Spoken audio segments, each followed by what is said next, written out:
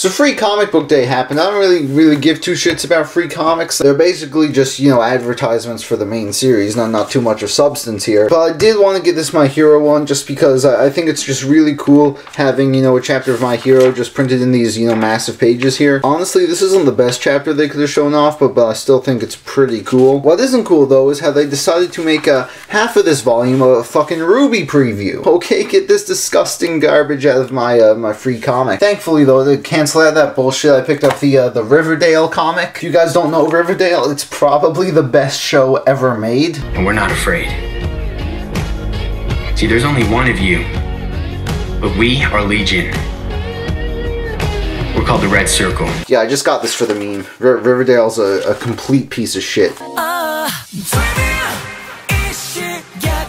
Alright, I finally got My Hero Academia Volume 11. I know I'm behind again. Volume 12 is after coming out. It's great how they sped up those releases, but now they're coming out too fast. I can't even keep track. But anyway, this right here, definitely my favorite volume in the entire series. Hands down, one of the best moments I've ever seen in the Shonen Battle manga. It's so fantastic, and it's so impressive how this series manages to reach such heights just by Volume 11. And to me, My Hero just remains such a fun and enjoyable series. It's the only thing I read week to week. I've also been watching the anime series, which is just a fantastic adaptation. I'm just really happy that it's getting the recognition that it deserves. Here we have volumes 28 and 29 of Manga. As you guys know, I'm quite fond of this series. These volumes consist of the climax of the Co-Empire arc and the beginning of the final arc in Manga. A lot of people don't really like the direction that Manga took in its final arc, but personally, I really couldn't see it going any other way, and I really loved it. And once again, man, we just gotta appreciate these covers here, like holy shit, especially this one looks fucking incredible. Also, if you're reading by the volume, I hope you like Alibaba, because he's pretty much the main character from here on out. Here we have volumes 1, 2, and 3 of Golden Kamuy. Now, as you know, I've had these for a while, and I recently made a video on them. But yeah, it's been a very enjoyable series so far. I'm a really big fan of the historical setting and the art. These covers really look fantastic. These, you know, nice signature editions. That being said, I'm still not a fan of these $18 signature editions. I really only got these because they're on sale. So while I do really want to collect this series because of the price, it's just not going to be a priority right now. And same thing for Tokyo Ghoul Re right here, something that I'm really looking forward to reading. It's just the volumes,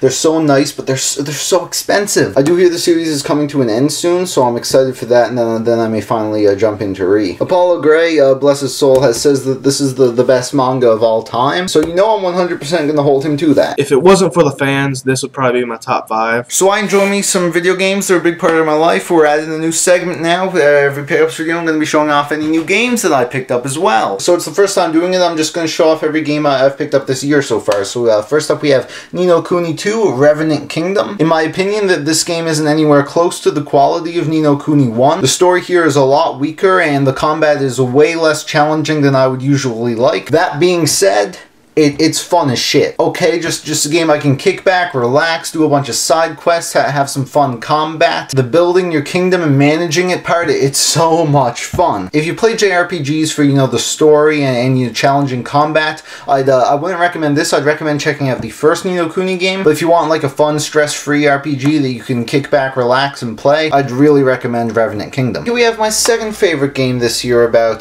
climbing a mountain, God of War. Beat the story a few days ago.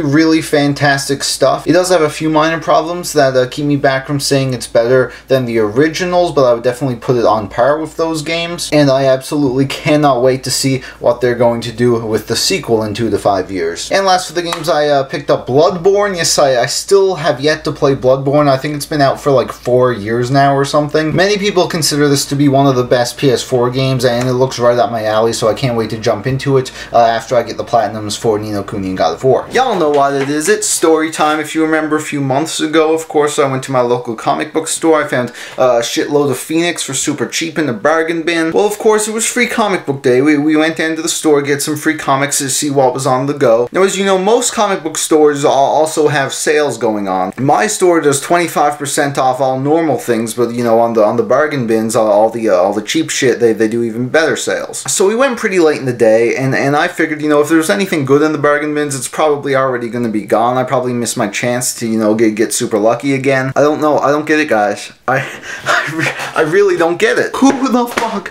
would give away their blackjack hardcovers to be sold for $6? Yes, that's right. In the exact same spot I found Phoenix last time, I found 2 hardcovers of Osamu Tezuka's Blackjack by Vertical. As soon as I saw these, I had a mini heart attack. Like, guys, these are arguably the rarest things in my collection right now. Now, for those who don't know, Blackjack is one of Osamu Tezuka's most famous works. I don't really know much about it, other than that I, of course, hear that it's a very quality series. And it definitely seems like Vertical did it justice, because holy shit, man, the quality of these volumes are some of the best I've ever seen. These were printed almost a decade ago, and they still feel brand new. These weren't all, though, because I actually found volume 9 of Blackjack in the paperback edition. Now, the paperbacks aren't quite as rare. I do think a few of them are actually still in print, but you know, I got this for $4, so you know, I'm feeling pretty good about it. So yeah, that was a pretty crazy installment of story time.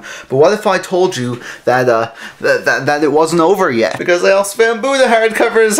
That's right. Right next to Blackjack, I found Buddha Volume 3. What's this here? Volume 7 and Volume 8. All in hardcover. Unfortunately, 7 didn't come with like the little slip thing here, but you know what can you do? It was $6. But I also got Buddha Volume 5, Volume 6, and another copy of Volume 7, all in paperback. Now, like Blackjack, the paperbacks aren't rare. In fact, I'm pretty sure all of them are still in print, but you know, $4, huh? The hardcovers, though, I'm pretty sure these are out of print and are pretty rare. So again, very, very happy to own these, and I just can't get over how lucky I've been with this store, man. I'm going there every week from now on. Now, as for Buddha the series, I hear fantastic things about it. Much like Phoenix, it's considered by many to be one of Tezuka's greatest works, so I'm very, very excited to check this out. And if I really like it, I may actually end up, you know, getting the rest of the series in paperbacks, you know, since I can. Oh shit! And last but not least, we of course have all of Naoki Urasawa's Monster in the 2-in-1 Perfect editions. Now, if you remember my collection video, I had the first 2, and ever since then you might have seen in the background, you know, I've been slowly collecting the rest of the series, and recently, of course, there was a big sale, so I decided to just, you know, get it all. Now, I have them spread out like this because, of course, as you can see, all 9 volumes, you put them together, you know, they all connect, and I think that's really cool. I haven't read the series yet, so I don't really know the significance of all these portraits, but, you know, it's still really cool to look at. And much like the Pluto volumes, these are some, you know, extremely high quality volumes here. We got the little flappy things. And yeah, as you know, I fucking love Pluto. It's my second favorite manga of all time. There is a good chance that this may even surpass it, so can't wait to read it. I have a few more Phoenix stories to read, then I'm going to read a bit more Bleach, and then we're jumping headfirst into Monster. So here we go. These are all of my pickups for May. We had quite the big haul this time around. It actually pushed my collection over 800 volumes, which is really exciting. Now, I am going to have to cut back on my spending for a little while, so maybe a few more months before we see another pickups video, but we are coming up on that big 4-digit number, and man, when that finally happens, that's going to be quite the event. So thank you all so much for watching. You can leave your recent pickups in the comments below. If you want the chance to see all my pickups early, feel free to follow me on Instagram, and I'll see you all in the next video. He's a rocket and he's ready to go, 'cause now the countdown is sorted and it's ready.